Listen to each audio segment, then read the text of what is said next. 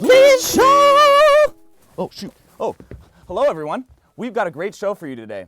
We have a UNLV professor talking to us about every tech guy's favorite toy, drones. We also have a political update, and we offer helpful tips for parking on campus. The Weekly Show starts right now.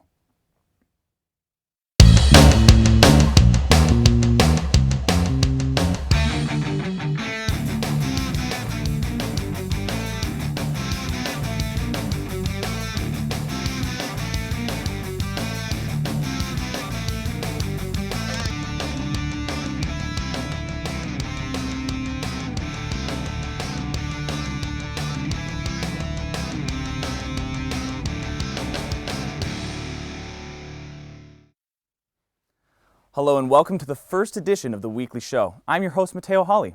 Big news story. This week, Starbucks' new holiday cup design has stirred up controversy and has some customers claiming it's a war on Christmas. But isn't the real war on Christmas Michael Bublé's Christmas album playing on repeat? Also, high school football player injuries have been steadily increasing, so maybe your son getting the lead in Annie the Musical isn't so bad after all. An inventor flew his handmade jetpack around the Statue of Liberty this week. Tom Cruise also contacted him to ask if he could get one so he could finally reach the top of his pantry.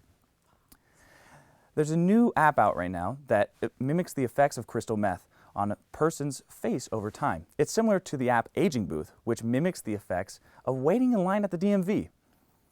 19 Kids and Counting stars Jessa and Jill Duggar's new reality show recently got canceled. It was canceled almost as quickly as their brother's Ashley Madison account. Zimbabwe held their annual Mr. Ugly pageant.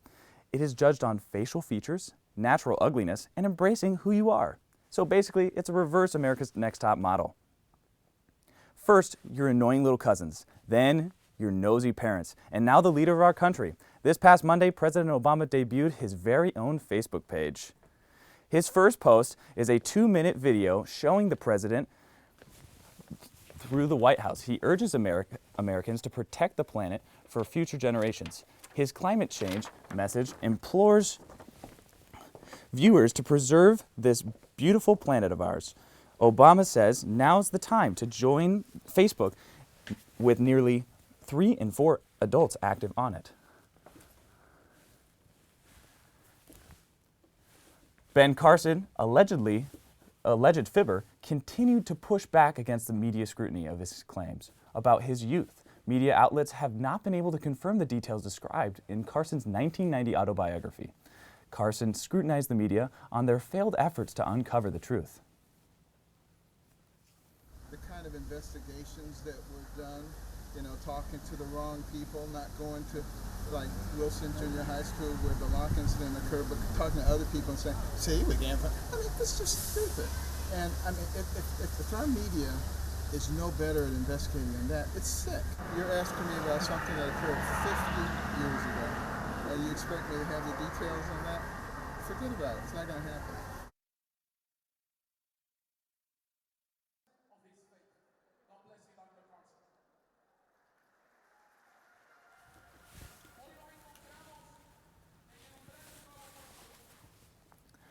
Carson's failure to provide proof for a majority of the claims in his autobiography has the media and other presidential candidates asking, may this be the end of his campaign?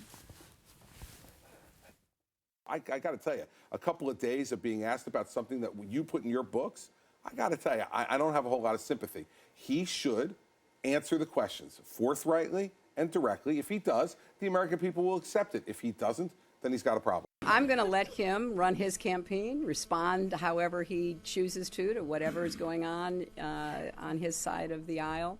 I'm going to stay focused on what I'm doing and what I stand for and what I fight for and make my case to the American people.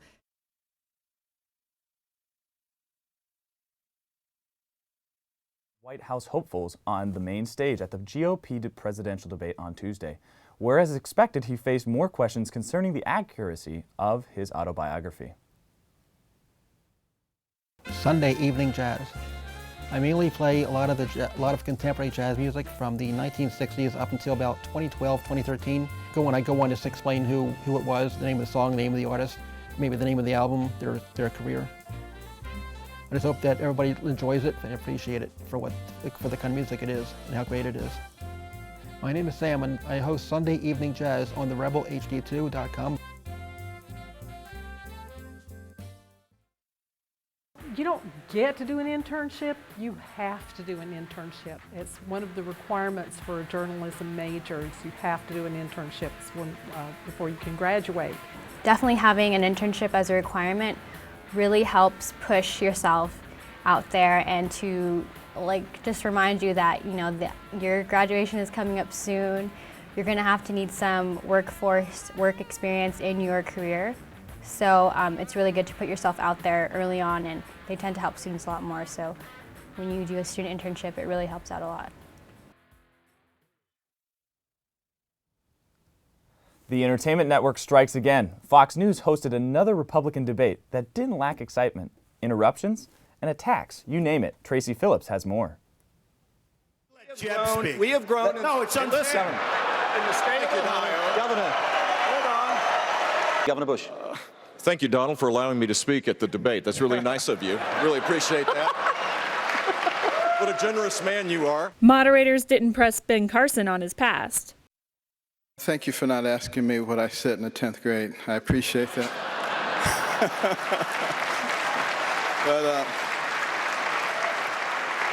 I'll just forget that follow-up there. You can't seriously guarantee that there won't be another financial crisis, can you? If you could, if you were serious about... Ever? There'll never be another financial crisis? No, I can't say that, but I can say if you created higher capital requirements, that's the solution to this. For the most part, political attacks didn't get personal in Milwaukee Tuesday night. The clash is instead focusing on policy. I know that Rand is a committed isolationist. I'm not. I believe the world is a stronger and a better place when the United States is the strongest military power in the world. Marco, how is it conservative? How is it conservative to add $1 trillion expenditure for the federal government that you're not paying for? Some candidates pushed for a flat tax and talked about simplifying the tax code. There are more words in the IRS code than there are in the Bible, and not a one of them is as good. And, of course, balancing the budget. We need to go to zero-based budgeting, so we know where every dollar is being spent. We can challenge any dollar, cut any dollar, move any dollar. Many rejected calls to raise the minimum wage. For Studio G, I'm Tracy Phillips. Who needs the Real Housewives when you can get more drama in a couple hours of a debate? Even the network that supports the Republican Party was worried that they'd be torn to shreds. It's primary season, the time where the overzealous party members try to decide who is radical enough to represent them. I was curious to see how involved students were. I don't know if it's evolved throughout the years, but the primaries are becoming more outlandish by the term. These candidates have become celebrities, and unless they say something preposterous, we don't know who they are. Students struggled to answer basic questions. For example, who are the candidates? What is it? Jeb Bush. Oh wait, I switched my answer. Okay, Sanders is on Democratic. Republican, Trump.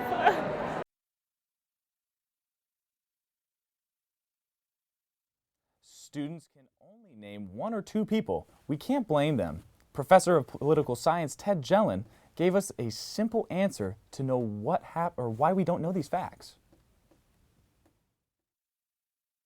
Basically, political involvement tends to increase as people get older, and some of those basic life decisions get settled. Spouses, careers, children, stuff like that. That's a lot to worry about. Yep, that's it. We don't care. Not one bit. If you had to weigh between the Democratic debate and how many likes you get on Instagram, we'd choose Insta.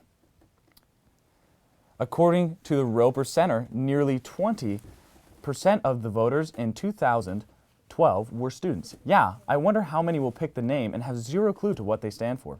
Whatever. A new app allegedly came out called Rumbler, but it turned out to be a hoax developed by a creative consulting agency called Von Hughes. But it did bring up interesting conversation among students and probably Charlie Sheen. Let's take a look. A new app was released last night called Rumbler that allows users to schedule, participate, and view fights in their area, and has a lot of students talking. I am convinced that a shadow of a doubt is an enormous marketing stunt. As a marketing major, I am mostly just angry I didn't come up with it. It's dope. I think it's kind of silly and ridiculously dangerous, and it's probably going to be removed very quickly. I think it's actually a great idea for people who want to do MMA. I think there's going to be a legal issue, so you're going to have to make sure that people wear certain protective gear, that they sign some sort of waiver, you know, like no hit zones, that kind of thing, like maybe no hitting like around the eyes.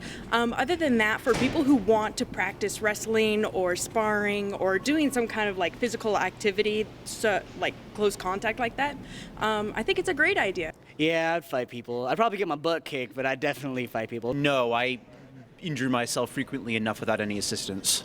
No, I'd probably hurt myself trying to hurt someone else. Oh, that might be part of the legal thing. You know, don't aim to hurt, aim to, like, win. I would love to see I would like to watch fights more than actually compete in fights. Absolutely. To compete in a fight, probably not, but to watch, absolutely. Maybe if I knew the person, you know, I don't even watch wrestling or anything like that, but I do see that it is very popular, so I see the benefit. Engaging the world at large to commit felonies together in a highly trackable fashion, someone is going to make some huge pile of money off of this, but not in the manner, you know, in which it was directly intended, I should hope. You know, just because I really do think it's going to get popular because sheer violence attracts attention.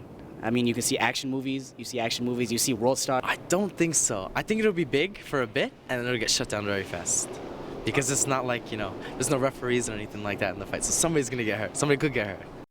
Over 78,000 people have already signed up for the app, and although many speculate on the authenticity of the app, the creators say it's 100% real. For Studio G, I'm Kyle Root. Rumbler started out as a portfolio project created by a team of college dropouts as a joke. The idea soon escalated into an opportunity to showcase their branding and marketing skills. However, news outlets were fooled and reported about Rumbler as a legitimate app, which ironically caused more people to sign up for it. So, moral of the story is, if you drop out of college, you can create a fake app and have a fake job, but you won't be able to pay for your real rent. After the break, we will have an interview with Dr. Bates. Our Metropolis is a 30-minute show that airs every Tuesday evening at 91.5. You're going to hear Dr. Gary Larson along with our regular contributors talking about what matters to our community. And not only what matters, but why does it matter? We look at our community as a whole, but we also pay special attention to what's happening here at UNLV because that's our home as well. So looking at our Metropolis through the lens of a radio show really gives us the unique perspective to tell a story through words and through people, and I think it makes for a great program.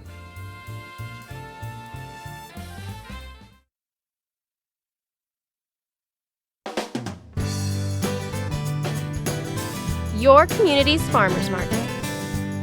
Welcoming, lively, friendly. A place where neighbors and friends come together to celebrate their community. With over 50 vendors, organic, sustainable, fresh produce are available just for you. Support and buy local at Fresh 52. Today I'm sitting down with Professor Stephen Bates, who teaches several core journalism classes here at UNLV, but next semester he's going to introduce a new drone law course. So, Dr. Bates, thank you for being here. Of course. And first things first, what is going to be your primary focus in this class? It's a class looking at the law as it affects drones. The main area of interest is privacy. It's a class I actually co-taught last year in the law school. And this year will be the first time it's open to journalism students. It will be law students, journalism students, and engineering students. Okay. And so one question I have is, how did this evolve? I know originally it was like a militaristic project, drones, strikes, that kind of thing, but why has it become such a big consumer product? It's become a huge product. In 2000, the FAA estimated that there might be 30,000 drones by 2030. Now the estimate is that there'll be 1 million sold this holiday season. It is just an enormous thing. The technology's gotten better, they've gotten smaller. In fact, there's some people who don't like the use of the word drone because it has those militaristic overtones. They use unmanned aerial vehicle, things like that. And they're just getting cheaper, cameras are getting cheaper, and it's becoming a big issue of safety as well as privacy. So what are all the different pieces of paperwork or criteria you need to be able to have a drone in the first place? Right now, if you're a hobbyist, and they're pretty strict about hobbyists, you have to be associating with other hobbyists and clubs, things like that, then there are certain places you can fly legitimately. If it's for business, you're supposed to have a pilot's license, which is pretty remarkable. That's a huge hurdle for people. The reason, though, and you have to be sympathetic to it, is that the Federal Aviation Administration has created this amazing, safe airspace. Last year, in fact, it was safer to get on an airplane for 4 hours than it was to stay home for 4 hours. There were more people falling off stools and things at home. The FAA doesn't want to mess that up. Got it. And so I know also the evolution of, I know Amazon, I guess, was one of the first in the media that was showing delivery by drone. But what is the hurdle they're trying to deal with right now? That's going to be a while. It's going to be quite a while before they're able actually to drop packages off or things like that. One hurdle to that is there's still a line of sight requirement, which means the operator of the drone has to be able to see it at all times. If you're Amazon, that's no great incentive. You've got to have a truck following the drone. What's the point of it? I'm sure the rules will relax over time. There'll be technological fixes, geofencing, things like that, to better keep track of where drones are, but it's going to take a while. And so, again, primary focus on privacy, but what are some of like the subtopics, the sub-tiers of privacy? I know there's like looking at houses, but what else are we missing? Well, the issue that people keep raising is sunbathing for some reason in the backyard. Everyone is scared of having a drone go over and see them sunbathing in the backyard. There are issues about your neighbors, if your neighbor is watching you, if your HOA is flying over to see if there's anything untoward going on behind your walls. Big issues with police, if they need a warrant to go over and to take a look to see if you're growing pot in the backyard. And then there are corporations which may be doing something like just going from place to place or filming for real estate or something else. But if they happen to see something in your yard, are they going to tell the police about it? Or are the police going to be in a position to ask them and to say, well, we don't have a warrant, but could we please get that? So another thing, too, is that there's been several incidents of stadiums or, for example, in Seattle, I think in the past couple weeks, that a drone has fallen. Why does that happen normally? The technology is not perfect. Journalists are always saying, well, look at helicopters, how safe they are. Drones will be the same thing. We're going to watch, for example, traffic by drone. Drones are a lot cheaper, and people are willing to risk the loss of a drone in the way, of course, they wouldn't a helicopter or something like that. Mm-hmm. And so what will be more of the commercial purposes of a drone in the future? Delivery long-term, safety issues, there's talk of, for instance, if there's a mine disaster or something like that, sending in a drone instead of people. But there are a lot of safety issues just for hobbyists. There was a guy in Brooklyn a couple of years ago who actually decapitated himself. A woman lost her nose when a drone was bringing a beer to her in a bar. I mean, they're still dangerous things. One guy refers to them as basically lawnmowers, flying lawnmowers. Yeah, because I think I was seeing some of the footage of Seattle, and the table had been shattered from just a small, I think it was like the DJI Phantom or one of those models. So what have been one of the challenges in teaching this class? Because I bet, it's a new subject matter, but what's been the hardest thing to do? What we did last time, and it seemed to work well, was divide each week's class into two, and we had a guest speaker talking about drones in Nevada for the first half, and then talked about the law in the second half. The sort of pedagogical challenge is having law students and undergraduates, but it seemed to work pretty well last time with the engineering students. And then in terms of the technology, you're right, that's changing fast, the rules are changing fast, and it's a matter of keeping up with all that. Okay, so then how are you trying to attract students to this school too? Or to this specific class? Because, we don't hear about it. I think I saw an article for it on the UNLV website, but how are you attracting students to that? It's always hard to get word out here. I think the drones are an interesting technology. It's a kind of hot topic. They're in the news more and more. And people who are interested in having some background to that should take the class. The other thing is it's actually going to meet in the law school, and anyone who is contemplating law school, this is a kind of way to dip your toe into the waters and see how it feels. So, because you have law school and also undergrads, how do you approach teaching that class? Because they have two different types of thinking in that period of time. You try to help the undergrads understand some of the legal concepts. Some of them are pretty straightforward and others are more complicated. And then you try to get the law students to help out as well. It worked pretty well. I was concerned about that last time with the divergent audiences. But drones, in addition to being a sort of exciting new technology, are going to have a big impact on journalism and IMC. And so I hope students will be interested in that.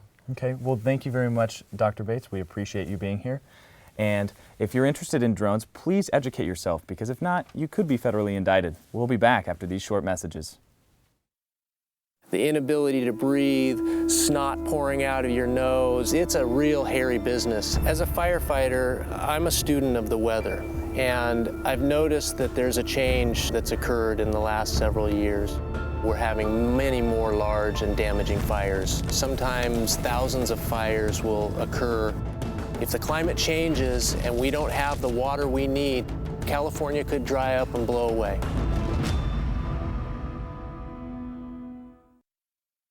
I remember the moment. I'll never forget that moment. That changed my life. At that moment, it hit me. This is why I joined the Guard. We're soldiers, always ready to protect our country. But we've also got communities. Family, friends, neighbors who count on us. I couldn't believe it. I just saved a life. Somebody from my hometown. See what it means to be a citizen soldier at NationalGuard.com. Hello everyone. Our weather system is a little down right now, but we decided to improvise a little bit. So it is sunny. It is 60 degrees and sunny right now, as you guys can see. Wait, I said sunny, not cloudy. It's not cloudy. It's not cloudy, but today is a beautiful day. Like I said, it is sunny and 60 degrees with a high of 70 degrees. It's not so you should plan on wearing a lot of layers that you can remove throughout the day, just like your life is just like one big burlesque number. The low for tonight is 44, and the weather in Las Vegas can't seem to make up its mind these days, just like the girl in front of you at Starbucks this morning. Moving on to the weekly forecast, Saturday we have a high of 69 with a low of 44. Sunday is about the same, 70 with a low of 45. Moving into the weekdays, Monday is cooling down. And rounding it out for the 5-day weather forecast, Tuesday has a high of 62 and low of 42. Good news is there's 0% chance of rain this week, so get outside while you can. As you guys can see, I'm wearing my Hawaiian shirt. Kind of wishing that we had a beach, but we don't. But it's okay. The days of hot chocolate and Christmas movie reruns are almost here, but they're not here just yet, you guys. That's all I have for you guys today, Las Vegas. Stay bright, just like my friend, Sonny the Sun. You get it? Because he's a son, but not Sonny, and Sonny's a real name, and like Sonny and shit.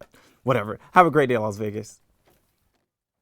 Anyone who goes to UNLV knows there's nothing harder to find than a parking spot. They literally sell thousands more parking passes than there are spots. We all know it's frustrating, but we have 10 tips for you to find parking.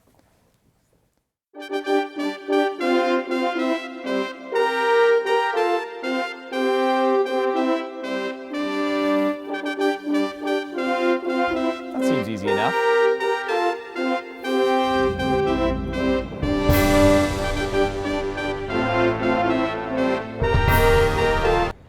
Number 2, wait patiently for someone to leave, or semi-patiently.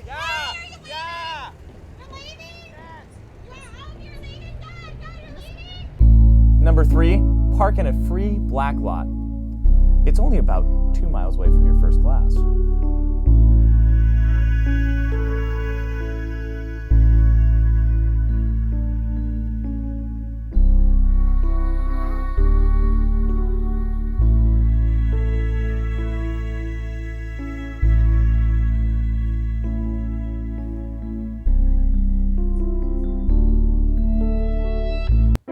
Number 4, camp out with some friends.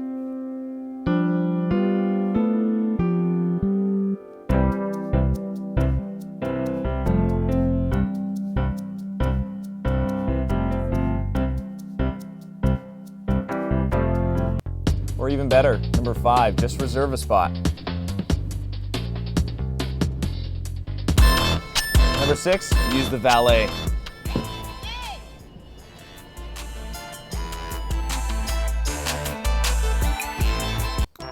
Number 7, make your own spot.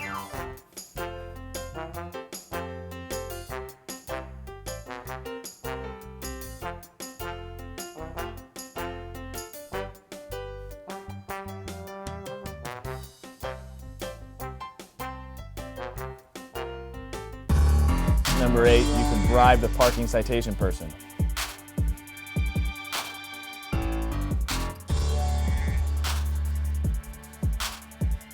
And if that fails, there's always tip number 9, steal a spot.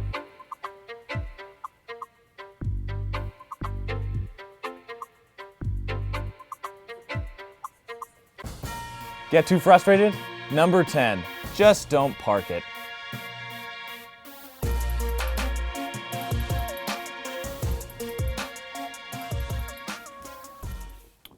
All these stunts were performed by professionals. Please do not attempt any of these at home, and do not send us your videos. We will not open or view them.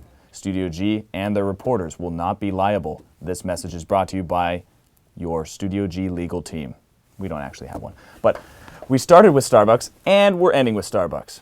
One of the most particular items is a topic of controversy. The new Starbucks design is a basic red cup with the Starbucks logo on it. Now, the cup has become more simple throughout the years, and people are extremely offended by the lack of holiday characteristics. Even Republican candidate Donald Trump found it a necessary subject for a speech. No more Merry Christmas on Starbucks. No more. I wouldn't buy. Hey, look, I'm speaking against myself. I have one of the most successful Starbucks in Trump Tower. Maybe we should boycott Starbucks. I don't know.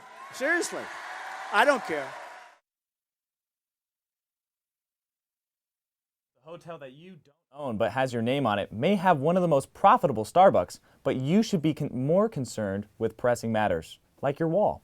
So the complaints are that it no longer has Merry Christmas on the cup. Even competitors Dunkin' Donuts came up with a simplistic cup where it says joy. Why is the caffeinated issue such a big deal? That's all we have for you today. I'm Mateo Hawley. Be sure to catch us next week on The Weekly Show. That happens once a week, every week, just before the week end. Have a great day, Las Vegas.